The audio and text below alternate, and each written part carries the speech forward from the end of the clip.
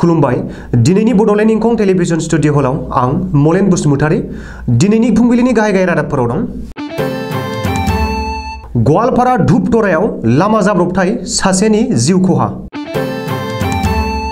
अलका मित्ताला ONGCनि गिबिसिन आइजो CMD बिबान मोनबाय।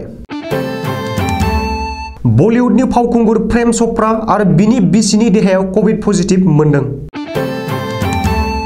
एबसुनि आफादगिरि दिपेन बर'आ आशीष कुमार भुटानीखौ गुवाहाटीआव लोगो हमदों। बजालिनि पाठशाला NH31 राजा लामायाव खारफुनाय गारियाव अर खामदों। सोनाब बंगआव पुलिस आरो हाग्रा बिफाना जथायै सा 17 मैहुर खालामग्रा हमदों। दानिया फैदो आबुं रादाबाव।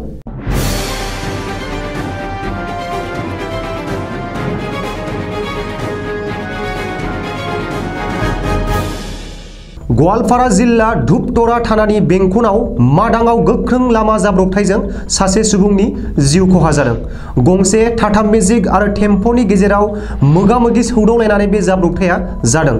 जाहोनाव टेम्प' सालायग्रा नहिनी सांमाया जायगायावनो रुंसारि जायो। बेनि अनगायैबो साथाम गोब्राब जोखोम जादों। जोखोम जानायफोरनि मुङा फारियै नीलिमा कछारी, बिलियान माराग आरो टारजान सांमा। आथिखालाव गासैखौबो रंजुली देहा फाहामसालियाव साथामबो जोखोम जानाय सुबुंखौ थिसननाय जाबाय। नाथाय पुलिसनि सुलुङाव फोरमायनाय बादिब्ला जाथाय जानायनि उनाव लोगो लोगोनो मेजिक ड्राइभारा गावनि गारिखौ लानानै रंजुली देहा फाहामसालिसिम लांनायनि उनाव हाखु-दाखुयै गावनि गारिखौ लानानै खारखोमालांदों। जाथाय जानाय जायगायाव पुलिसा थांनानै गोथैखौ बोखांहैदों आरो पस्ट मर्टेमनि थाखाय नहिनी सांमानि गोथै देहाखौ दैथायहरबाय होननानै मिथिहोदों। अलका मित्ताला अइल एन्ड नेचारेल गेस कर्परेसन एबा सुंदयै ONGCनि गिबिसिन आइजो चिफ मेनेजिं डाइरेक्टर एबा CMD बिबानाव थिसनजाबाय। मख'नो गोनांदि बेनि सिगाङाव रावबो आइजोआ बे बिबानखौ मोननो हाफेराखैमोन। CMD मालिया आथिखालाव बयनिख्रुइबो गोजौसिन मासि होनजायो। थांनाय 2018 मायथाइनिफ्रायनो अलका मित्ताला HRD मावख'गिरि महरै गोजौ बिबानाव दंखायोमोन होननानै सुलुङाव फोरमायदों। बलिउडनि मुंदांखा फावखुंगुर 86 बोसोर बैसोनि प्रेम चोपड़ा आरो बिथांनि अनजालि बिसिनि देहायाव कभिड पजिटिभ मोननाय जादों। आथिखालाव सानैबो मुम्बाइनि लीलावती हस्पिटालाव एडमिट जानानै दं होननानै सुलुङाव फोरमायदों। डाक्टारा मिथिहोनाय बादिब्ला दासिमाव सानैबो मोजाङैनो दं आरो जेबो गिनांगौ गैथ'आ। नाथाय अब्लाबो सावस्रिनि फाहामथायनि थाखाय हस्पिटालावनो थानांगोन होननानै लीलावती हस्पिटालनि डक्टरा बुंदों।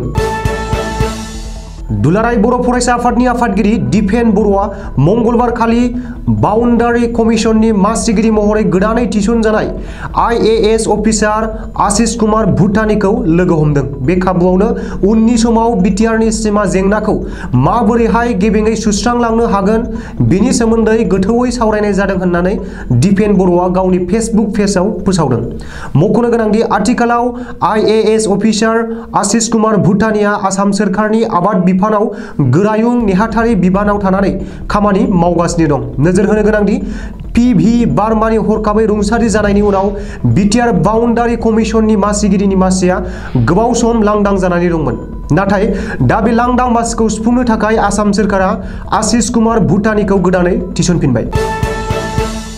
बजालि जिल्लानि पाठशालायाव जिल्ला बेंगिरि मावख' मोखाङाव NH31 राजा लामाजों खारफुबाय थानाय गंसे टाटा मेजिक ट्राक गारियाव अर खामदों।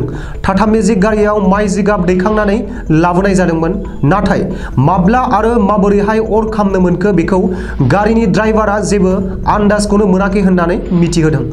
गुबुननि खिन्थानायावसो हरखाबै गारिखौ लाखिनानै पाठशालानि फायार ब्रिगेडनो जाथायनि सोमोन्दै खिन्थाहरनायाव लोगो लोगो अर खोमोरग्रा दमखल गारिया फैनानै जिगाबाव खामनाय अरखौ खोमोरफैनो हानायाव टाटा मेजिक ट्राकआ खुनुरुखुमै रैखा मोननो हादों।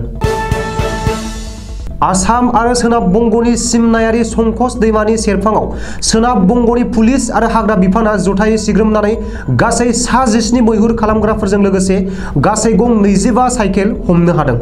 पुलिसनि सुलुङाव फोरमायनाय बादिब्ला बिसोर हमजानाय गासैबो आसामनि श्रीरामपुरनि थागिबि सावथाल आदिबासि हारिनि सुबुं। बिसोरनिफ्राय गोबां बोरला थिर बायदि रोखोमनि मैहुर खालामग्रा हाथियारफोरबो मोननाय जादों होननानै फोरमायदों। दिनैनि फुंबिलिनि रादाबा एसेनोसै। गोजोन्थों।